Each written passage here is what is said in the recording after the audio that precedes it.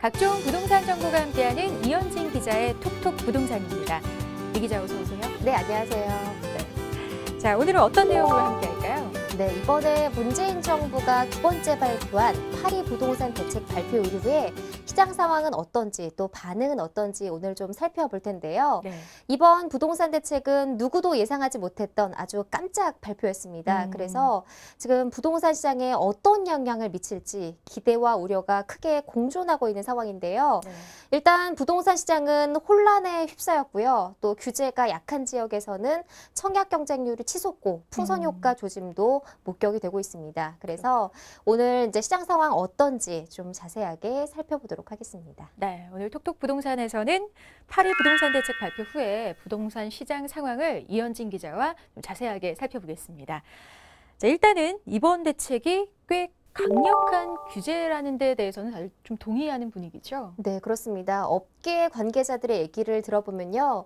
이 파리 부동산 대책이 발표되기 이틀 전까지 거의 대부분 몰랐습니다. 그래서 예고 없이 진행이 됐고요. 사실 기자들도 그 전날에서야 이 부동산 대책과 관련된 내용을 좀 알 수가 있었는데요. 그 정도로 좀 정부가 예고 없이 준비를 했다라고 볼 수가 있었습니다. 그다음에 강도도 이제 6.19 대책이 중정도의 대책이었다면 네. 이번에는 초강도의 대책이다. 이런 평가를 내놓고 있습니다. 그래서 예상보다 훨씬 강력했고 또 그동안 거론됐던 규제 내용이 모두 대부분 포함이 돼 있어서 6.19 대책과 비교할 수 없을 정도로 좀 강력했다. 이런 표현이 어울릴 것 같습니다. 네. 그럼 이번 부동산 대책에 대한 시장 반응은 또 어떤지 궁금한데요. 일단은 청약 시장 분위기는 어떤가요? 네, 그렇습니다. 아직까지 이제 그 대책 이후에 분양한 곳이 많이 없어서 청약 시장의 분위기를 명확하게 파악을 할 수는 없는데요. 지역별로 큰 차이를 보이고 있는 것으로 보입니다. 뭐 규제가 포함된 서울이나 이런 지역은 건설사들이 아예 분양을 하고 있지 않고요. 그런데 규제를 피한 곳에서는 오히려 청약 경쟁률이 높아지는 모습을 볼 수가 있습니다. 네. 네, 그리고 이번에 발표한 대책이 사실 9월 달부터 적용이 되기 때문에 아직까지는 분위기가 좋고 최고 경쟁률을 경신하고 있는데요. 특히 이제 지난 3일에 1순위 청약을 접수한 부산의 아파트가 있었습니다. 그런데 평균 청약 경쟁률이 250대 1을 넘어섰습니다. 또 이제 전국에서 두 번째로 높은 것으로 이제 기록이 됐는데 이런 영향을 분석을 해보면 아직 이제 9월 달에 청약 규제가 적용이 되고 또 앞으로 더 센 게 나올지 모르기 때문에 막차라는 생각으로 수요자들이 몰려들고 있는 것으로 분석이 됩니다. 하지만 이제 부산에서는 이렇게 높은 청약 경쟁률이 있는 반면 또 서울 같은 지역에서는 좀 잠잠한 모습을 볼 수가 있어서 지역별로 좀 큰 차이가 나고 있다. 이렇게 볼 수가 있습니다. 네, 그러니까 그 말씀하셨던 부산 서구의 그 아파트는 아무래도 청약 조정 지역이 아닌데다가 분양권 전매도 좀 자유롭다 보니까 실수요자, 투자자들이 대거 몰린 것으로 파악이 되는데 그럼 규제가 약간 다른 지역들도 좀 마찬가지 분위기겠네요? 네, 그렇습니다. 대전도 규제가 많이 없기 때문에 똑같은 현상이 나타나고 있습니다. 이제 한 건설사가 이제 이번 달에 1순위 청약을 받았는데요. 뭐 평균 57대 1이라는 높은 청약 경쟁률로 마감을 했습니다. 이전에는 이런 경쟁률보다는 좀 낮았는데 훨씬 더 높아졌다라고 볼 수가 있고요. 그래서 이제 많은 전문가들이 분석을 하기로는 청약 규제를 받지 않은 지역으로 오히려 수요자들이 몰리는 그런 풍선 효과 조짐이 일부 나타나고 있다. 이렇게 분석을 하고 있습니다. 그렇군요. 그럼 그 반대 경우는 어떨까요? 규제를 받는 지역의 상황. 일단 규제를 받는 지역은 굉장히 침울합니다. 건설사들이 분양을 해야 되는데 분양을 앞두고 분양을 하지 못하고 있고요. 계속 눈치만 보고 있는 그런 상황입니다. 그리고 실수요자들 아니면 공인중개업소에 인터뷰를 해봐도 많은 분들이 아직 좀 혼란스러워하고 또 어떻게 될지 대비를 하지 못하고 있는 상황으로 보이는데요. 일단 이제 대림산업이 이 이제 그 청약 규제를 전후해서 분양을 한 적이 있었습니다. 그런데 1순위에서 미달 사태가 발생을 했는데요. 워낙 이제 그 청약금이 높기도 했지만 또 이런 사태와 더불어서 심리가 위축된 것으로 보입니다. 네. 그래서 특히 서울 지역 같은 경우에는 투기 과열지구, 투기 지역으로 중복 지정이 됐기 때문에 수요자들의 심리가 크게 위축된 것으로 그렇게 분석이 되고 있습니다. 근데 가장 큰 타격을 받은 곳은 아무래도 이 서울일 텐데요. 부동산 시장 광풍의 중심이죠. 강남 재건축 시장. 이 분위기는 어떤지 좀 궁금합니다. 네, 어떨까요? 그렇습니다. 서울 전 지역을 포함해서요, 강남 재건축 분위기는 훨씬 더 심각합니다. 아, 이번 대책의 타깃이 강남 재건축을 향했기 때문에 굉장히 직격탄을 맞은 것으로 보입니다. 8월 2일을 기준으로 해서 좀 조사를 해봤는데요. 일부 단지가 가격이 확 내려갔습니다. 그리고 이제 주요 거점 지역 같은 경우에는 뭐 적게는 1억 원, 많게는 2억 원까지 매물이 나왔다고 하고요. 네. 그다음에 아직까지 근데 거래가 되지 않고 있습니다. 아예 자체가 거래가 매물을 감췄고요.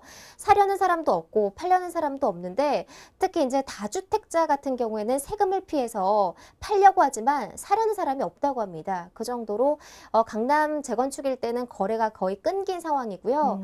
시장 상황을 주지한 채 좀 지켜보자는 그런 의미가 강한 것 같습니다. 하지만 시세보다는 확실히 집값이 계속해서 떨어지고 있습니다. 그래서 지금도 이제 급매물이 나올 정도로 호가가 많이 떨어지고 있다고 합니다. 그렇군요. 그러니까 대책이 발표된 당일에 급하게 거래를 하려는 사람들이 많이 나타났었군요. 네, 그렇습니다. 아무래도 이제 강남 재건축 같은 경우에는 실수요자보다는 투자를 하려는 목적이 많습니다. 네. 그런데 이분 분들은 대부분 한 채, 두 채가 아니라 여러 채를 보유한 다주택자인데요.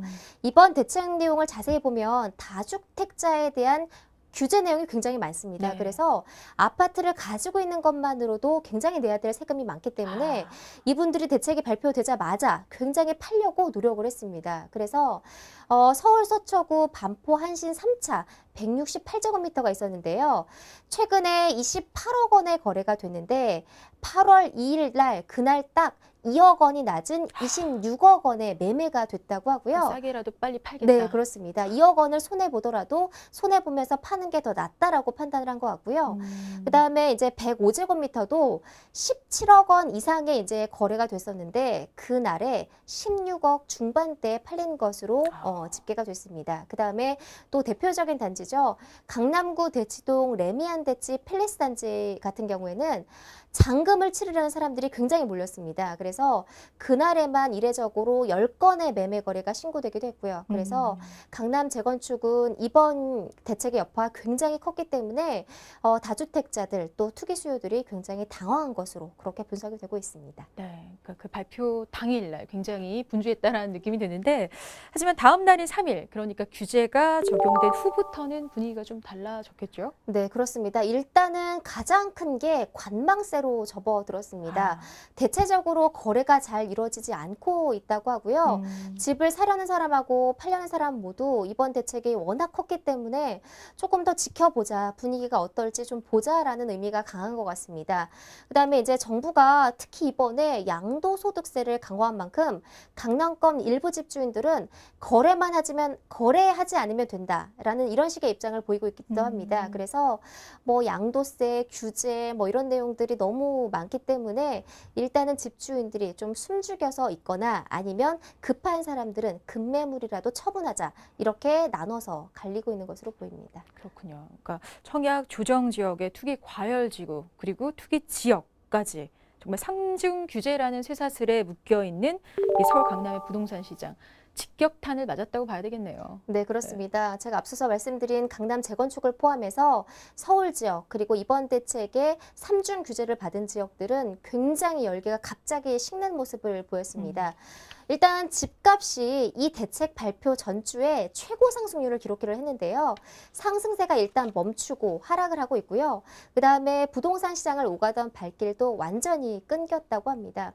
그다음에 실제로 공인중개사에 전화를 해보면 강남 재건축일 때 문의 전화가 굉장히 폭발적으로 이루어진다고 합니다. 앞으로 어떻게 해야 될지, 어떻게 대비해야 될지 이런 문의가 굉장히 많이 나오고 있다고 하고요. 그리고 또 문제가 생긴 곳들이 있습니다. 지금 올해 연말에 그 세금을 피하기 위해서 재건축을 열심히 준비하던 사업장들이 있는데요. 네. 이런 사업장들이 지금 사업을 거의 접는 분위기라고 합니다. 지금 분양을 해봤자 분양가를 높일 수도 없고 또 이제 손해를 볼 가능성이 많기 때문에 주민들 사이에서는 아예 정권이 바뀔 때까지 미루자 이런 의견도 나오고 있고요. 네. 그래서 지금 기존에 있던 아파트 말고 이제 허물고 재건축을 준비하던 아파트 단지들도 굉장히 의견이 분분해서 지금 혼란스러운 상황이라고 상황이라고 합니다. 그렇군요. 자, 그렇다면 서울이 아닌 곳은 어떨까요? 지방 도시 중에 유일하게 투기 지역으로 묶인 곳이 바로 세종시인데요. 세종시 분위기 어떨까요? 네, 세종시도 일단 역시 숨죽인 모습으로 보입니다. 그런데 세종시는 정부 청사가 이전을 한 다음부터 광풍이 불었던 지역이기도 합니다. 그래서 뭐 몇백 대 1, 뭐 이걸 초과해서 굉장히 열기가 뜨거웠는데 지금 그래서 6.19 대책이 발표된 이후에도 사실 별 큰 타격이 없었습니다. 하지만 이번 대책은 좀 다른 것 같습니다. 이번 대책이 나온 다음부터는 조금 조용한 모습을 보이고 있는데요. 여기도 마찬가지로 매도자, 매수자 모두 좀 관망세를 보이면서 좀 조용한 분위기인 것 같고요. 그다음에 이제 세종시는 내년에 12,000가구 입주 물량이 한꺼번에 몰려 있습니다. 그다음에 주택담보대출 규제도 받기 때문에 아주 직접적이진 않지만 조금 관망세로 접어든 것으로 분석이 되고 있습니다. 그렇군요. 자, 입주 예정자들의 대출이 막히게 되면서 또 문제가 클 것 같기도 한데, 그리고 이번 규제로 인해서 다주택자들의 피해가 가장 크지 않을까 싶습니다. 거의 세금 폭탄을 맞게 되는 거겠죠? 네, 그렇습니다. 사실 김영미 국토부 교통부 장관도 이번 대책을 내놓기 전에 다주택자들 투기 수요와 전쟁을 벌이겠다 이렇게 공포를 했는데요. 그래서 이번 대책에는 다주택자들에 관한 굉장히 규제가 많이 포함이 됐습니다. 그중에 하나 제일 문제가 되는 게 바로 세금인데요. 다주택자들은 앞으로 집을 가지고 있는 것만으로도 세금 폭탄을 맞을 가능성이 높습니다. 네. 양도세율이 굉장히 높아졌습니다. 현행 6%에서 40%에다가 10에서 20%포인트씩 세금을 추가로 적용을 하기로 했고요. 그다음에 2주택자에 한해서는 10%포인트씩, 그다음에 3주택자에 대해서는 20%포인트씩 추가로 부과가 됩니다. 네, 그다음에 2주택 이상 다주택자 주택을 3년 이상 보유하다가 매매할 경우에는요. 보유기간에 따라서 10%에서 30%까지 받을 수 있는 그 특별공제도 없어졌습니다. 그래서 앞으로 보유기간이 길면 면제해 줬지만 이것도 없어졌기 때문에 다주택자들은 세금을 굉장히 많이 물게 됐습니다. 그렇군요. 근데 일괄적으로 적용이 되는 건가요? 아닙니다. 예외 상황은 있습니다. 뭐 기준 시가가 1억 원 이하인 주택, 지방은 3억 원 이하인 주택인데요. 사실 1억 원 이하인 주택은 거의 없죠. 그래서 네, 예외사항이 아니라고 많이들 평가를 하고 있고요. 네. 그다음에 상속일로부터 5년이 지나지 않은 주택 등은 제외가 됩니다. 또 2018년 4월 이후에 양도하는 주택에서부터는 적용이 되고요. 다만 5년 이상 장기 임대 주택 등 과거 양도세 중과 대상에서 제외됐던 주택은요. 이번 대책에서 양도세 중과나 장기 보유 특별 공제 배제 대상에서 제외가 되도록 했습니다. 그렇군요. 자, 그럼 다주택자는 바로 양도소득세를 중과하게 되는 건가요? 네, 그렇습니다. 다주택자는 바로 포함이 되는데요. 분양권을 포함해서요. 조합원을 포함해 3주택 이상 보유한 투기 지역에 있는 집을 팔 때 해당이 됩니다. 이 조건에 만약에 해당이 되면요. 주택 보유 기간 전혀 상관이 없어졌습니다. 기본세율에다가 10%포인트씩 가산해서 양도세를 내야 되고요. 그다음에 내년 4월부터 부활하는 양도세 중과는 다른 얘기인데요. 내년 4월부터는요. 청약 조정 대상 지역에서 다주택자가 집을 팔 때는요. 2주택자는 기본세율의 10%포인트씩 가산이 되고 3주택자 이상 보유자는 20%포인트씩 더해서 양도세를 내야 됩니다. 그러니까 좀 복잡하긴 하지만 결론적으로 말하면 10%에서 20%씩 세금을 더 많이 내게 됐다고 볼 수가 있습니다. 그렇군요. 그럼 이 다주택자는 양도세 폭탄을 피할 길이 없다라고 봐야 할 것 같고요. 자, 근데 이렇게 정부가 강도 높은 대출 규제를 꺼내든 만큼 앞으로 어떻게 해야 할지 고민하시는 분들이 굉장히 많을 것 같습니다. 어떻게 해야 할까요? 그렇습니다. 지금 다주택자들의 고민이 굉장히 많은 것 같습니다.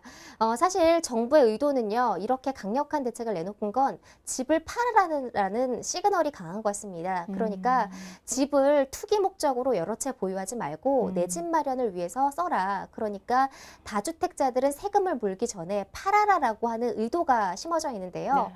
하지만 다주택자들의 속내는 조금 다른 것 같습니다.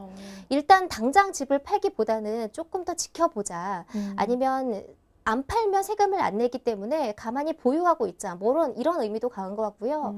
지금 그런데 다주택자들도 이번 대책이 너무 갑자기 이루어졌기 때문에 조금 계산을 하고 머리를 굴리고 있는 것 같습니다. 그런데 문제가 되는 게 이제 8월 달에 가계부채 종합대책이 나오게 됩니다. 그러면 금리가 상승하게 되죠. 그래서 이런 것들은 또 여파가 클 수 있기 때문에 투자자들도 굉장히 지금 고심을 하고 있는 것 같고 여러 가지 생각이 깊은 것 같습니다. 그렇군요.